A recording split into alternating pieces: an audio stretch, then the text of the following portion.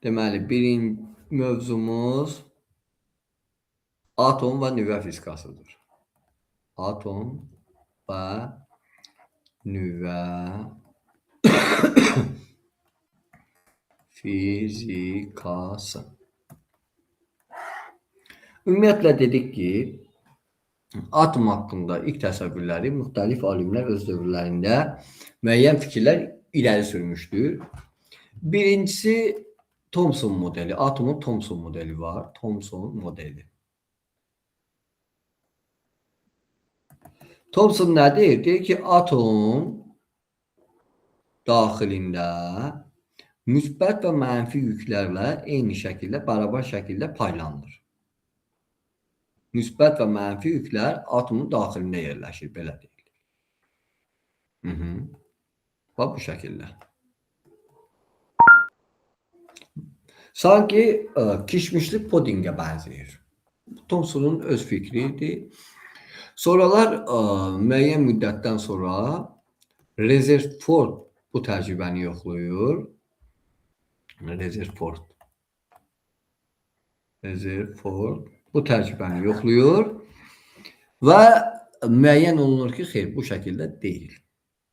Və hansı şəkildədir? Deyir ki, atom müsbət yüklü nüvədən və onun ətrafında hərəkət edən elektrondan ibarətdir. Nüvənin daxilində müsbət və bir də yüksüz zərrəcik var. Və bunun adına deyilir, iki dənə də elektron burada götürək, bu normal bir atomdur. Və bunun adına deyilir ki, nə? Tutaq ki, burada 2 dənə neytron var, müsbət yük 2 dənədirsə ona proton deyirik, 2 dənə də elektron var. Buna deyirik normal atom. Atom nüvəsi nədən ibarətdir? Atom nüvəsi proton və neytrondan ibarətdir. Proton və neytrondan ibarətdir. Bu ikisi adlanır nə? Nuklon. Biz buna nuklon deyirik. Protonla neytronun cəmi, proton üzərinə gəlir neytron, bərabərdir nuklon. Nuklon adlanır.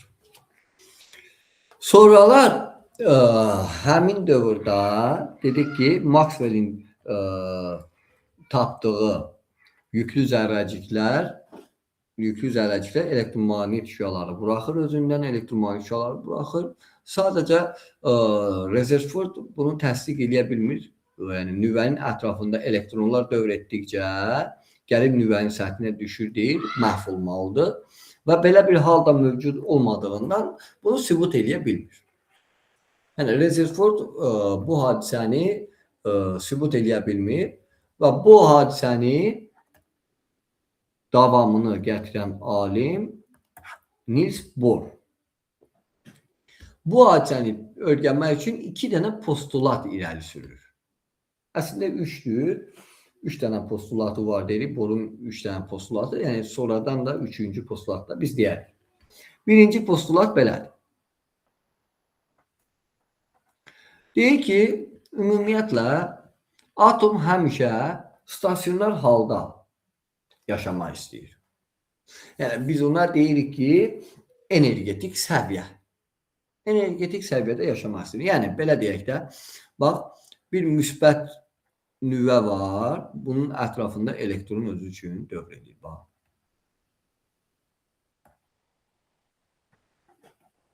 tutaq ki, elektron buradadır. Məsələn, deyirəm ki, buradadır.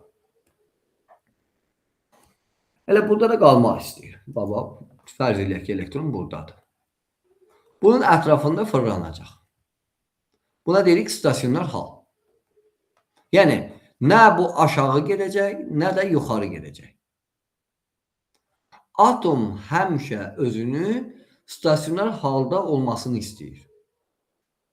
Birinci postulatda bunu bildirir ki, Bohr deyir ki, atom həmişə stasionar halda qalmaq istəyir və stasionar halda olan bu elektron nə enerji şüalandıracaq, nə də enerji udacaq.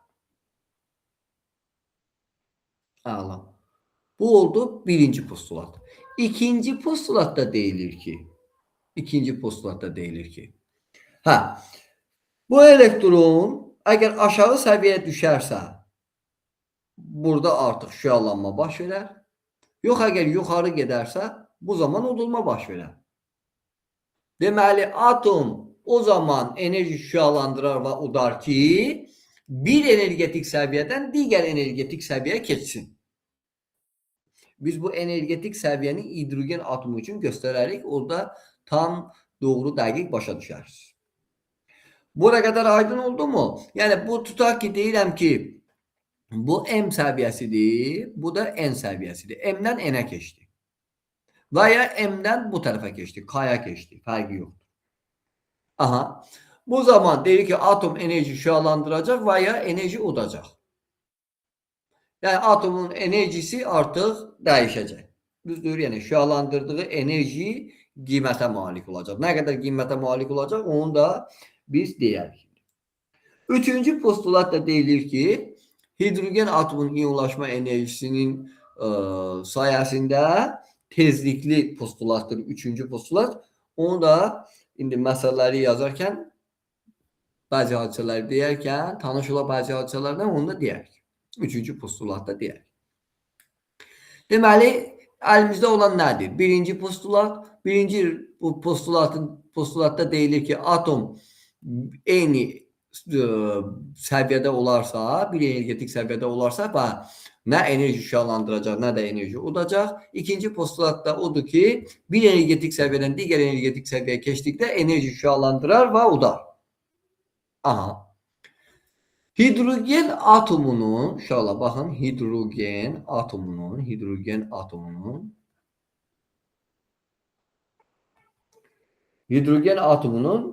energetik səviyyələri göstərilir. Hidrogen atomu üçün iyonlaşma enerjisi. İyonlaşma enerjisi. Deməli, deyirik ki, hidrogen atomu üçün iyonlaşma enerjisi YN bərabərdir mənfi WI bölünsün N'in kvadratı. Bu sənin hazır düsturundur. N burada energetik səviyyələri göstərir. Hidrogen atomu üçün iyonlaşma enerjisinin ədədi qiyməti 13,6 elektrovolta bərabərdir. Məsələn, energetik səviyyələr nə cür tapılır? Baxaq. Bax, deyirəm ki, bax, artıq energetik səviyyələri göstərirəm. Bu bir. Birinci energetik səviyyə. Bir nə deməkdir? Yəni, N bərabərdir 1-ə. 2 nə deməkdir? Yəni, N bərabərdir 2. Qoyaraq burada yerinə taparıq. Sonra 3 nə deməkdir? Bax, N kvadratın yerinə 3 yazarıq. Yuxarı getdikcə bu xətlər arasındakı məsafə azalır. Bunu da yadda saxlayın. Yuxarı getdikcə xətlər arasındakı məsafə azalır. İndi hidrogen atomu üçün birinci energetik səviyyənin iyonlaşma enerjisi deyirik Y1. Bərabərdir. 1 yazanda mənfi WI-yə bərabərdir. Bu da eləyər mənfi 13,6 elektrovolt. Burada yazıram bu sağ tərəfdə. Deməli, mənfi 13,6 elektrovoltmuş. 2 olanda Y2 bərabərdir. N'in yerinə 2 yazanda 2'nin kvadratı 4, 13,6'nın da 4'ə bölürük. Bu da eləyər təqribən mənfi 3,4 elektrovolt. Bu ədədlər sizə əzbər olaraq lazım deyil. Energetik səviyyələr verəndə yazılır onsuz. N'in yerinə 3 yazanda artıq 9'a bölmə var. Bu da eləyər mənfi 1,51 elektrovolt. Burada da mənfi 1,51 yazırıq. N'in yerinə 4 yazanda bu da eləyər mənfi 0,85 elektrovolt. Bu da eləyər mənfi 0,85 elektrovolt. Aha. İndi burada nə demişdi? Bu demişdi ki, bir energetik səviyyədən digər energetik səviyyəyə keçdikcə Şüalanma və udulma baş verər. Aha. Deyirik, indi bəs şüalanma və udulmanı biz necə təyin edək? Baxaq. Ümumiyyətlə, atom həmişə stasionar halda yaşamaq istəyir. Stasionar halda yaşaması buradır. Baba, birinci energetik səviyyə. Bundan aşağı səviyyə yoxdur. Ən kiçik energetik səviyyə budur. Yəni, buradan artıq şüalanma baş verməz. Birinci energetik səviyyədən aşağıda şüalanma yoxdur artıq. Şüalanma demək, ox işarəsi, bax, burada yazıram, ox işarəsi aşağı olarsa, görüntüdə problem var mı uşaqlar?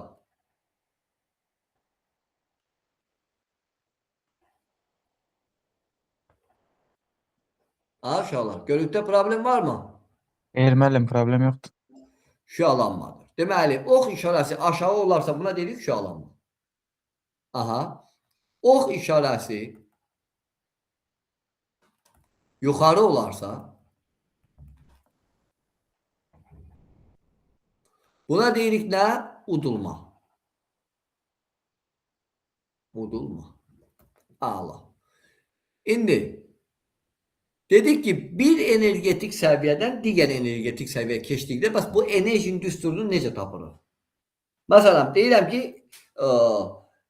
M nöqtəsi 1 nöqtəsindən 2-yə gəlib, bu udulmadır. 2-dən 1-ə gəlib, bu şüalanmadır, məsələn. Bu fotonun enerjisinin düsturu var idi. Y foton bərabərdir, nə idi? H nü. Düzdür. İndi birdən digərinə dəyişdikdə artıq H nü bərabərdir. Artıq bu foton bir vəziyyətdən digər vəziyyətinə keçdikdə Ym minus Yn olacaq. Və bax, burada deyilir ki, Bohrun üçüncü postulatı dedik ki, buna deyirik tezlikli postulat. Tezlikli postulat. Yəni, hidrogen atomunun şüalanmasının mümkün olan tezliyi nünü buradan tapırıq. Ym minus Yn bölünsün H. Ym minus Yn bölünsün H. Aha. Bərabərdir. Y'min yerinə 1 bölünsün, Y0 bölünsün. Deməli, Y0 bölünsün M kvadratı minus Y0 bölünsün N kvadratı. Bu da olur. Məsələn, Y0 bölünsün H vurulsun 1 bölünsün M'in kvadratı minus 1 bölünsün N'in kvadratı. Burada Y0 bölünsün H ifadəsinə Rydberg sabiti deyirlər. R ilə göstərirlər. Və hidrogen atomun şüalandıra bildiyi tezlik nü vurulsun 1 bölünsün M kvadratı minus 1 bölünsün N kvadratı. Yəni, üçüncü postulatda deyilir ki, Bohrun üçüncü postulatı atomun bir energetik səviyyədən digər energetik səviyyəyə keçdikdə tezliyi dəyişir. Çünki onun enerjisi dəyişir. Al. Gəldik indi məsələnin ən maraqlı yerinə. Şüalanma demək, bax, 1, 2, 3, 4, 5 bunlar energetik səviyyələr deməkdir. Məsəl üçün 2-dən 1-ə, məsəl üçün 3-dən 1-ə, məsələn 4-dən 1-ə. Bunlar nədir? Şüalanmadır. Bunlara şüalanma deyilir. İndi hansının tezliyi daha böyükdür? Bax, A, B, C. Deyərik ki, xətti uzun olanın tezliyi böyükdür.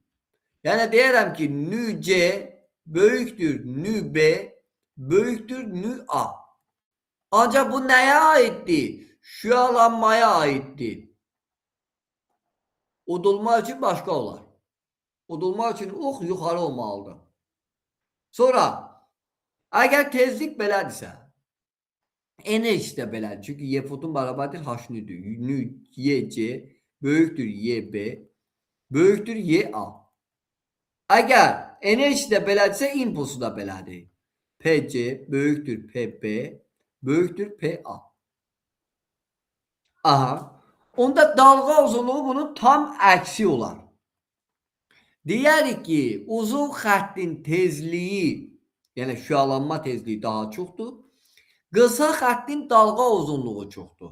Yəni lambda A böyükdür lambda B böyükdür lambda C. S bərabərdir lambda n-yə əsasən. Şüalanmaya aid sualı olan varsa verə bilər. İndi baxırıq udulmaya aid. Udulmanı burada yazıram. Udulma. Udulma xətt yuxarı olmalıdır. Aha. 3 dənə deyək. Bu olsun M, bu olsun N, bu da olsun T olsun. Ala. Hansının tezliyi daha böyükdür udulmada? Bax, M nöqtəsinin tezliyi. Çünki xətt uzundur. N böyükdür N, o da böyükdür T. Enerjisi də həmçinin böyükdür. Ym böyükdür Yn böyükdür Yt. Dalğa uzunluğu isə lambda T böyükdür lambda N böyükdür lambda M. Deməli, xətt nə qədər qısa olarsa dalğa uzunluğu çoxdur. Xətt nə qədər uzun olarsa tezliyi çoxdur. Şüalanma deyirsə ox aşağı gəlməlidir. Udulma deyirsə ox yuxarı getməlidir. Çox qutardı, getdi bu qədər. Hidrogen atomu üçün də iyonlaşma enerjisi, bax burada yazmışam, 13,6 elektrovolta bərabərdir. Bütün bu energetik səviyyələrin qiymətləri yalnız hidrogen atomuna görə tapılır. Dedik ki, birdən aşağı şüalanma yoxdur. Onda müxtəlif energetik səviyyədən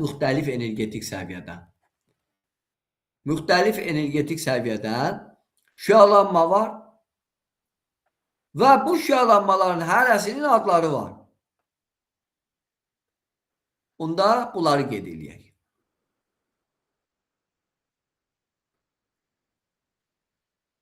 Aha.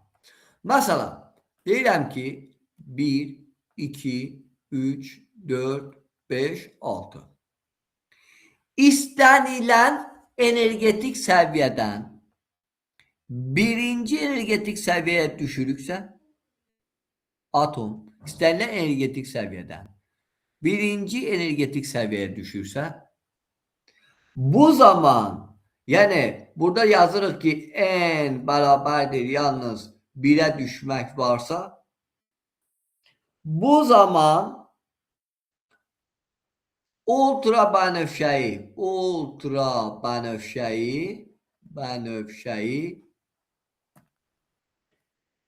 şüalar buraxılar. Dediyim kimi, məsələn, misal olaraq Y3-dən Y1-ə, misal olaraq Y2-dən Y1-ə, bax bu cür, suallar bu cür düşür. Y6-dan Y1-ə. Bu zaman hidrogen atomunda hansı şüalar buraxar? Ultrabənövşəyi şüalar. Doğru, getdi. Oldu 1. 2. İkinci energetik səviyyəyə düşərsə, n bərabərdir 2 olarsa. Əgər ikinci energetik səviyyəyə düşürüksə, bu zaman atom özündən hansı şüalar buraxar? Görünən işıq şüaları. Deməli, ikinci energetik səviyyəyə düşərsə, dedik ki, ikinci energetik səviyyə bu cür olacaq. Baxın. Deyərik ki, görünən işıq şüaları buraxılar. Görünən işıq şüaları. Yəni, yalnız görünən işıq şüaları. Məsələn, Y3-dən Y2-yə. Sonra Y5-dən Y2-yə. Ancaq 2 olmalıdır. Y4-dən Y2-yə. Üçüncü anlayış isə üçüncü energetik səviyyəyə düşmək. Üçüncü energetik səviyyəyə düşmək, baba budur. Baba, istənilən energetik səviyyədən 3-ə düşmək.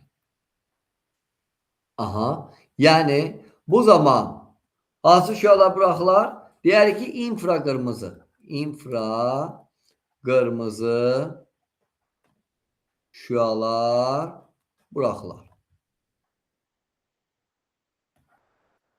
Hansı ki, Biz dedik ki orada Y4'ten Y3'e düşmek. Sonra diğer ki Y5'ten Y3'e düşmek.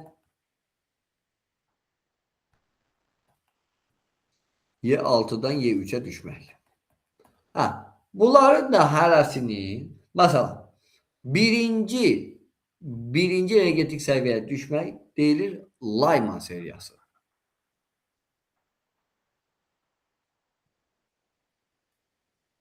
İkinci energetik səviyyəyə düşmək Balmer seriyası. Üçüncü energetik səviyyəyə düşmək Paschen seriyası. Bundan sonra istənilən energetik səviyyədən 4-ə, 5-ə, 6-ya düşmək hamısı hansı şüalar buraxılar? İnfraqırmızı. Yəni bundan sonrası artıq hansı energetik səviyyədən 4-ə, 5-ə, 6-ya düşürsə fərqi yoxdur. Buna deyirik infraqırmızı şüalar buraxılacaq. Qurtardı, getdi. Buraya kadar bir problem var mı uşaqlar? Problem yoksa devam edək. Varsa sual verə bilərsiniz. Yoksa devam edək. Deyilir ki, şüalanmalar iki yere bölünür. Deyilir ki, spontan şüalanma,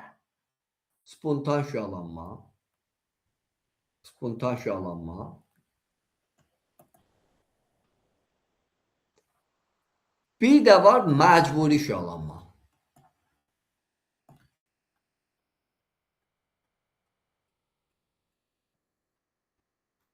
Əla.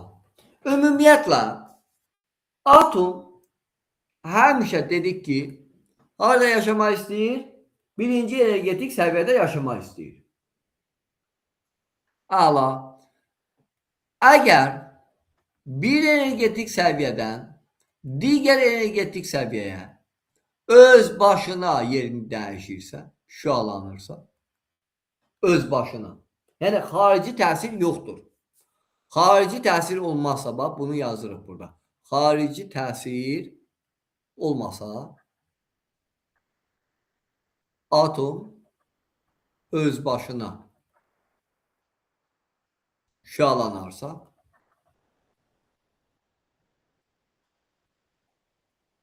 bu zaman belə şüalanma adlanır spontan şüalanma. Spontan şüalanma adlanır. Yəni xarici təsir yoxdur. Atom özü həmişə dedik ki, özünü birinci energetik səviyyədə yaşamasını istəyir. Tutaq ki, 2-dədirsə, ümumiyyətlə istənilən energetik səviyyəyə qalxdıqda orada yaşama müddəti çox azdır. Yaşama müddəti çox az olduğuna görə deyir ki, o birinci energetik səviyyəyə düşəcək. Öz başına düşdüyünə görə biz buna deyirik spontan şüalanma. Aha, bəs məcburi şüalanma nədir?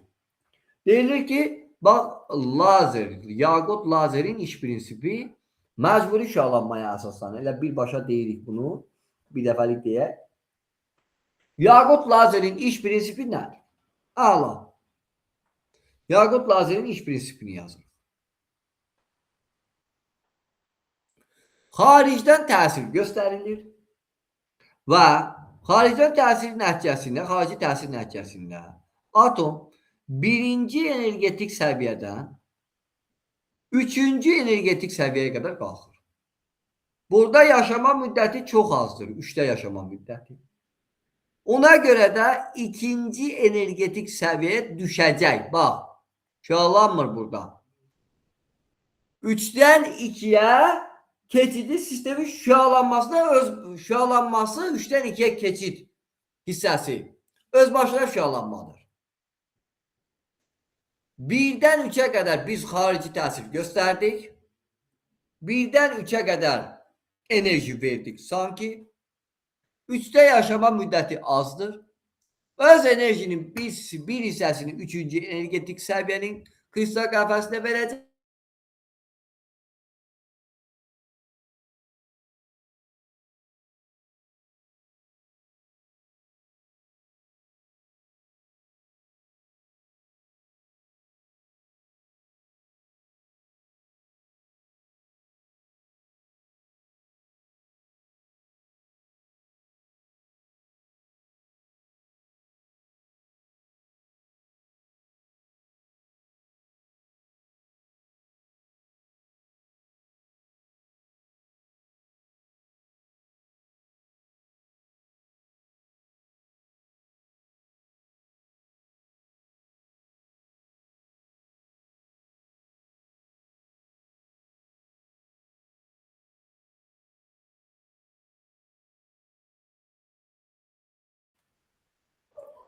Sıra nömrəsi neçə dənə orada proton var? Z vurulsun n proton. Plus neçə dənə neutron var? N vurulsun m neutron.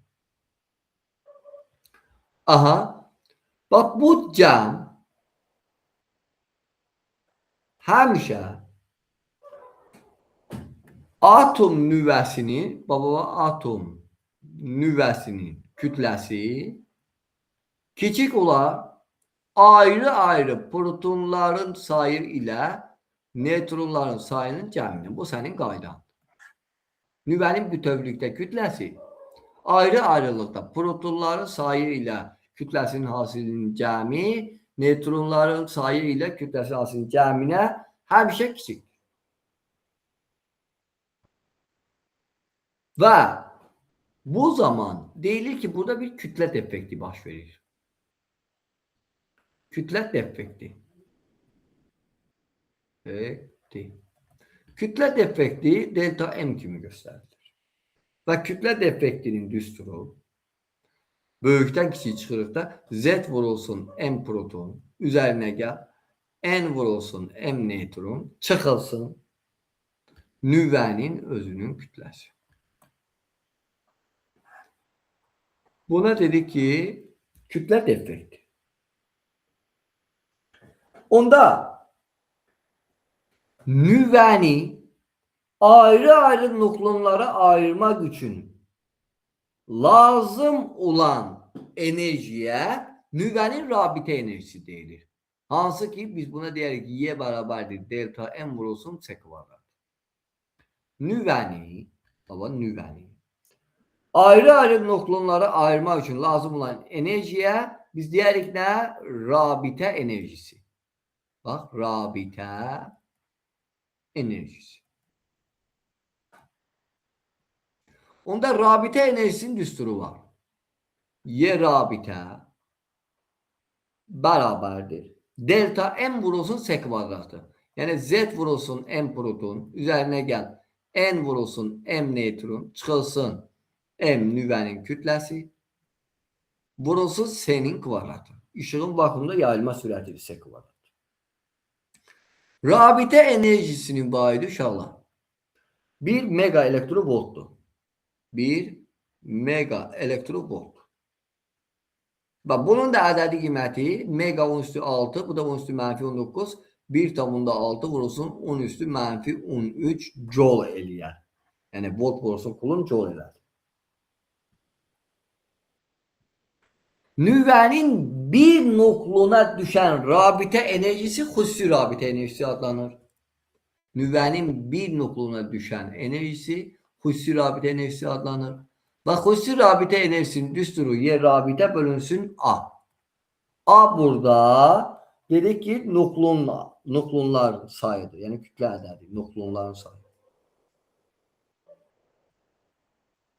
Buna dedik xüsusi rabitə enerjisi. Xüsusi rabitə enerjisində vahidi 1 mega elektrovolt bölünsün nukleon.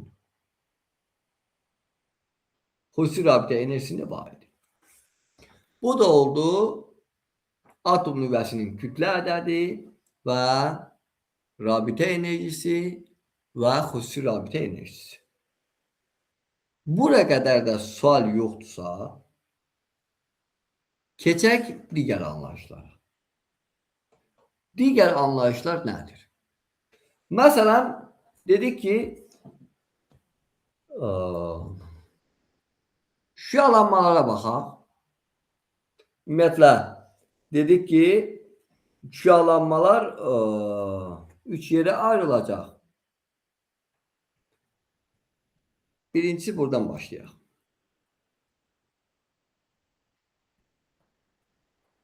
Radioaktivlik.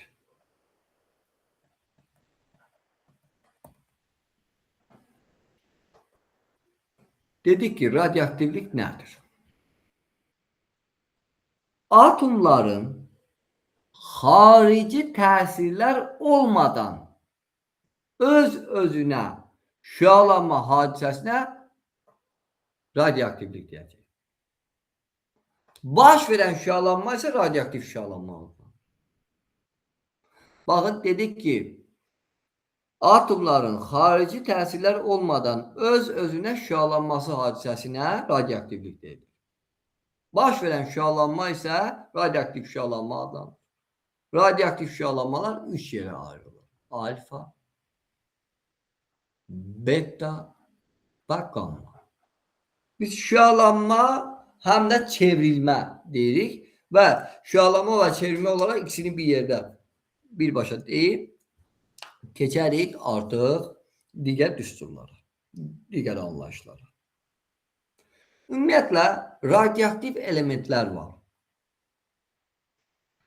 Yəni, Henri Becquerel radioaktivlik hadisəsini kəşf etdi. Ondan sonra alfa, beta, gamma şüalanmaların parçalanması nəticəsində radioaktiv maddələrin tapılmasında Pierre Curie və Maria Curie xüsusi zəhmətləri var, belə deyək. Nobel mükafatlarına layiq görülüb Pierre Curie, Maria Curie həmin bu alfa, beta, gamma çevrilməsi prosesləri üçün.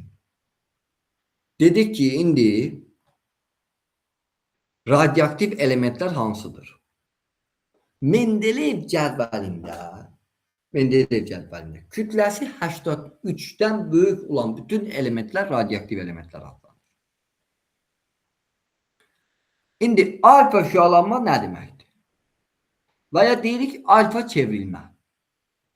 Alfa çevrilməsi. Şüalanma və çevrilmə ikisini bir yerdə götürürük. İkisini də bir yerdə deyərik. Alfa çevrilməsi o deməkdir ki, bir elementin var, onun kütlə və yük ədədi var. ZA.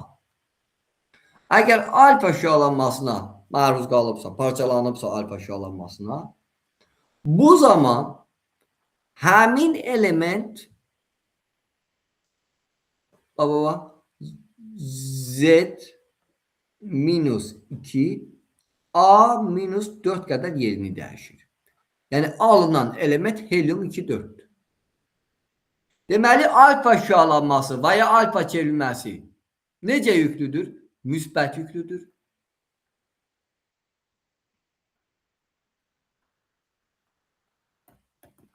Müsbət yüklüdür. Helium atomundan ibarətdir. Helium 2-4 atomundan ibarətdir.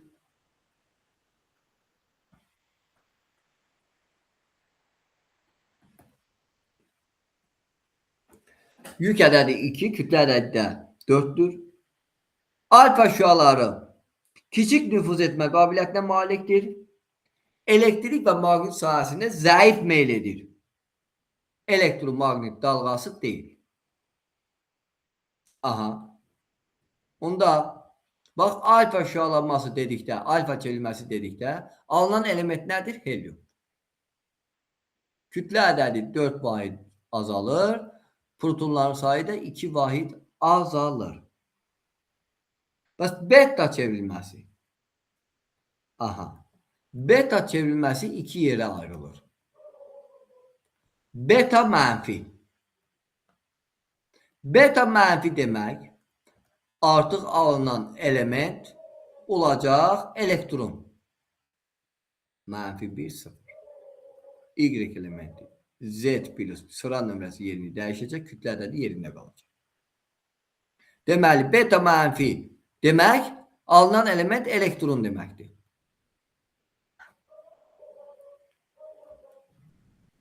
Deməli, dedik ki, elektrik və maqnit sahələrində güclü meyl edir, elektromaqnit dalğası deyil. Beta mənfi demək necə yüklüdür? Mənfi yüklüdür. Alınan element nədir? Alınan element elektrondur. Beta müsbət. Beta çevrilməsi 2 yerə ayrılır uşaqlar. Biri mənfi, biri müsbət. Beta müsbət. Nə deyilirsə sizə məsələlər həllində onu götürmək lazımdır. Onda alınan element pozitrondur. Müsbət 1, 0.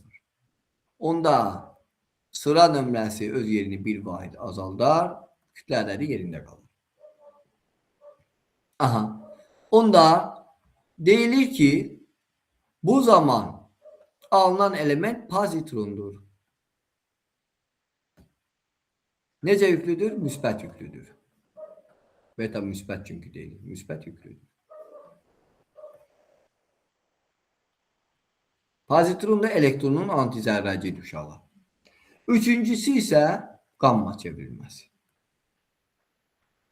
Yəni qamma şalanması. Qamma çevrilməsi element öz yerini dəyişmir. Olduğu kimi qalır. Alınan şüalar foton şüalarıdır. Elektromaqnit şüalanmasıdır.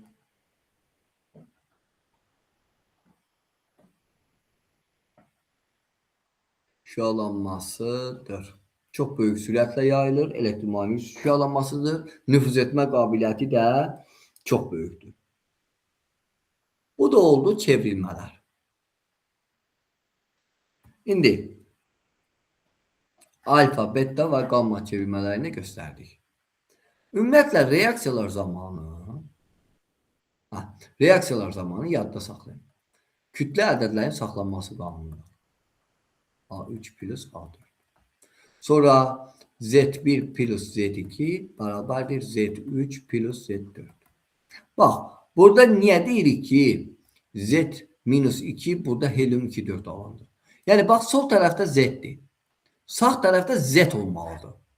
Əgər bura Z minus 2 varsa, plus 2 gəlsəm Z eləyər. Sol tərəf Z-dir. Baba bu alınandan sonraki də Z olmalıdır. Həqiqətən də elə alındı. Sol tərəf A-dırsa, sağ tərəfdə A eləməlidir. A minus 4 plus 4. Neçə elədi? A qaldı. Yəni kütlə ədədlərin saxlanması qanunu, sıra nömrələrin saxlanması qanunu, radioaktiv çevrilmə zamanı saxlanılmalıdır. Əsas məsələ budur. Bunu da başa düşdükmü? Problem var mı? Yoxdur. Davam edək.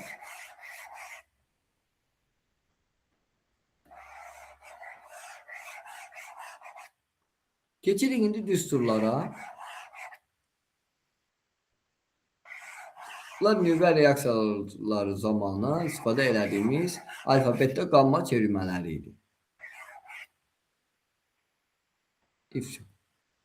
İndi gəldik. Dedik ki,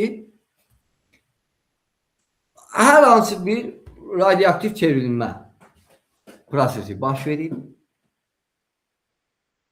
Deyərik ki, radioaktiv nüvələrin yarısını çevrilməsi üçün sərf olunan zamana yarım çevrilmə periodu deyilir.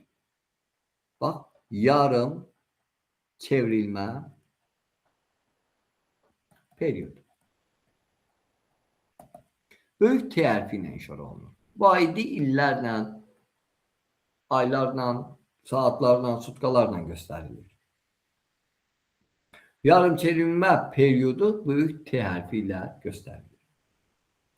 Müəyyən zaman anında, radioaktiv çevrilmə nəticəsində müəyyən zaman anında nüvədə qalan atomların sayı N hərfi ilə işarə olunur. Deyərik ki, nüvədə qalanların sayı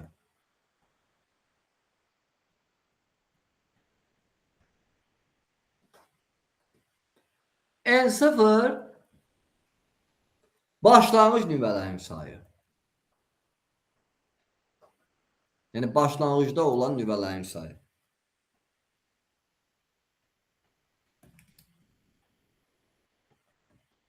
Onda radioaktiv çevrilmə nəticəsində nüvədə qalanların sayı N bərabərdir N0 vurulsun 2 üstü mənfi kiçik T bölünsün böyük T'dir. Bu sənin hazır düsturun. Buna dedik ki, radioaktiv çevrilmə qanunu. Və bu düsturun adı nüvədə qalanların sayı.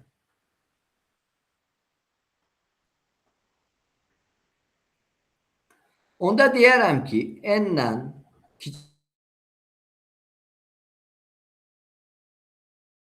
bu qalan kütlələri, bu da tərk etmiş kütlə. Nüvə reaksiyası, istilik, nüvə reaksiyası.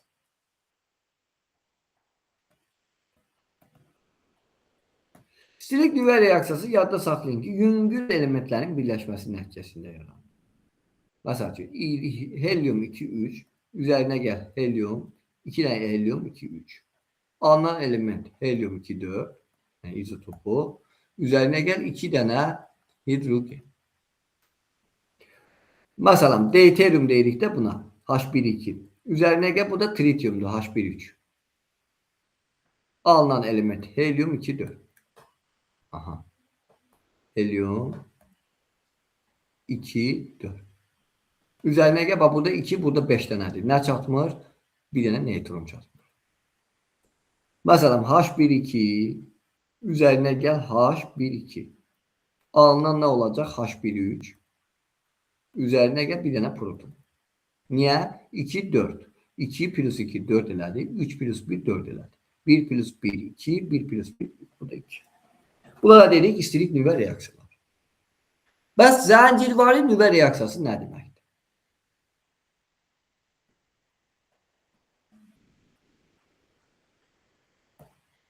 Zəncirvari nüvə reaksiyası. Zəncirvari nüvə reaksiyasında o deməkdir ki, daimi bölünən uran nüvələrin sayının artması. Bu zaman deyərik ki, zəncirvari nüvə reaksiyası baş verər. Və biz bilirik ki, radioaktiv elementlər hansılardır? Məsələn, uran neçədir? 92. Məsələn, 235. Polonium, uran, baryum, kripton. Yəni dedik ki, kütləsi 83-dən yuxarı olan elementlər radioaktiv elementlərdir. Və zəncirvari nüvə reaksiyası nə deməkdir? Biz bunu neytronla bombardman edərik. Yəni hər hansı bir, məsələn, tutaq ki, deyərik ki, uran 92, 235 plus neytron. Buna dedik ki, bu ilkin neytrondur. Məsələn, bunu parçaladı. Artıq neytronla bu uranı bombardman etdik. Bombardman etdikdə artıq alınır nə? Uran, tutaq ki, 92, 236. Plus, indi baxaq, bu da öz növbəsində parçalanır. Tutaq ki, deyərim ki, baryum, bu radioaktiv elementdə 141, məsələn. Burada 36, kripton 92. Düzdür. İndi burada neçə dənə neytron çatmır? Bax, 36, bu da 56. 12.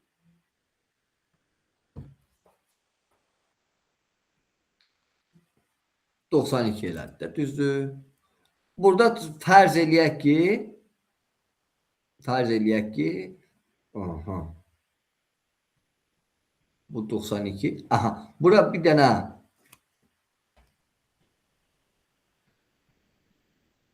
neytron 3 dənə atsam, burada ilkindir də bu, 92, 235,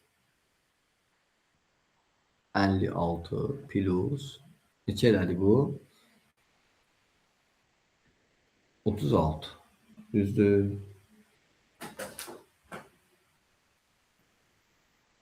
Neçə elədi? 12. 2 yazıb bir əldə 8, 9. 92 elədi. 92. Bu da elədi 236. Bunu toplayaq. 141 plus 92. 3, 13. 3 yazıb bir əldə 233. Burada 236'dır. Neçə dənə çatmır? 3 dənə. N01, N01, N01. Aydındır. Bax, əvvəl bir dənədir. Sonra oldu, bax, 1, 2, 3. Aşağı 92'dir. Bəli, 92'dir. Bölündü neçə? 3 dənəyə ki. Əgər K birdən böyükdürsə, zəncirvari nüvə reaksiyası baş verər. K bərabərdir 1'dirsə, zəncirvari nüvə reaksiyası baş verər amma neytronların sayı dəyişməz. Sayı en götürürəm. Neytronların sayı dəyişməz və zəncirvari nüvə reaksiyası baş verər. K birdən kiçik olarsa zəncirvari nüvə reaksiyası baş verməz. Zəncirvari nüvə reaksiyası baş verməsi üçün neytronlar artmalıdır. Allah. Bu da belə zəncirvari nüvə reaksiyasında dedik. Zəncirvari nüvə reaksiyasının getməsi üçün tələb olunan ən kiçik uran kütləsi böhran kütlə adlanır. Böhran kütlə. Zəncirvari nüvə reaksiyası baş verməsi üçün tələb olunan ən kiçik uran kütləsi böhran kütlə adlanır. Götürülən uranın kütləsi böhran kütləsindən çox olarsa zəncirvari nüvə reaksiyası baş verər. Götürülən uran kütləsi böhran kütləsinə hər bir radioaktiv elementin özünün böhran kütləsi var uşaqlar. Böhran kütləsində bərabər olarsa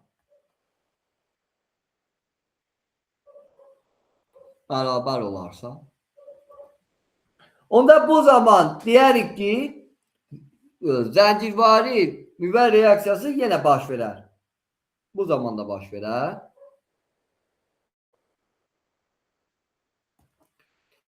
Əgər götürülən uranın kütləsi böhran kütləsindən kiçik olarsa bu zaman artıq reaksiya sönər.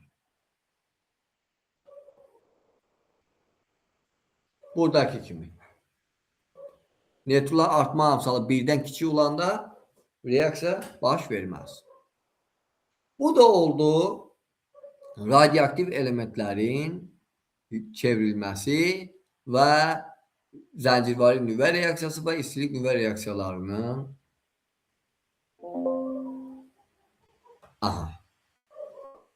davam eləyək. İndi əsas məsələ. Bir dənə bu qalıb. Nüvə reaktoru, bir də şüalama udulma duzası. Nüvə reaktoru. Nüvə reaktoru 4 hissədən ibarətdir. 1. Nüvə yanacağı. Elementlər. Yadda saxla. Uran, plutonium, uranın izotopları nüvə yanacağı kimi götürərik. 2. Bax, tənzimləyici qurğu. Tənzimləyici qurğu. Tənzimləyici qurğu deyərik ki, bor və kadmium çubuqlar. 3. Neytron, bax, ən çox düşən sual budur. Neytron yavaşladıcısı. Neytron yavaşlayıcısı deyərik ki, ağır su,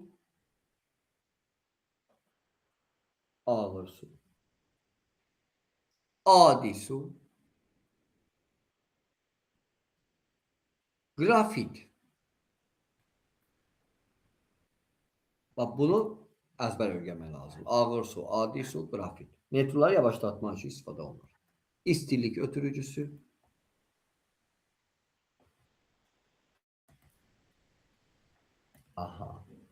Suyuq su. Bir də maye natrium.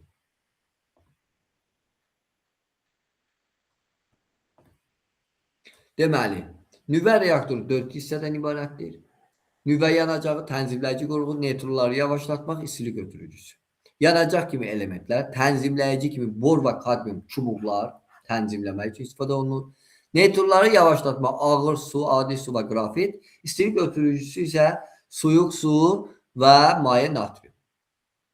Bunları əzbərləyin. İndi keçdik şüalama udulma duzası. Şüalanmanın udulma dozası. Şüalanmanın udulma dozası D hərfi ilə işarə olunur. Vahidi Y bölünsün M'dir. Üzr istəyirəm. Düsturu D bərabərdir. Y bölünsün M'dir. Vahidi bir qreydir. Qr kimi göstərilir, qrey deyilir. Və biz bu vahidlə çox danışılmışıq. Çünki vahidi jol bölünsün kiloqramdır. Və bir jol bölünsün kiloqramda 1 metrin kvadratı bölünsün saniyənin kvadratı olacaq. Şüalanmanın udulma dozası D ilə Y düz mütənasibdir. Əsasında tibbdə daha çox istifadə olunur. D ilə də M tərs mütənasibdir. Allah. Röntgen borusunun gücü P bərabərdir I vurulsun U'dur.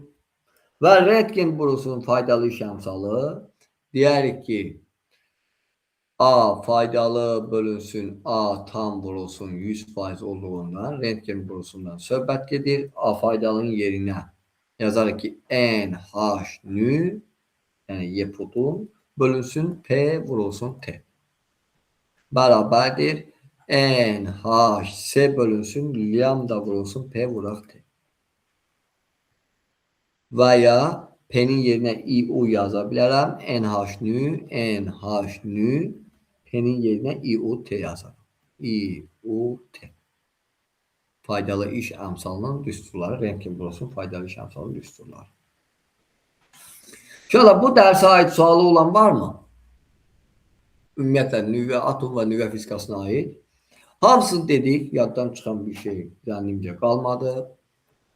4 dənə cihazımız qaldı ki, həmin cihazlarda özünüz öyrənə bilərsiniz. Heyger sarğacı, Wilson kamerası, qabacıqlı kamera və röntgen borusu.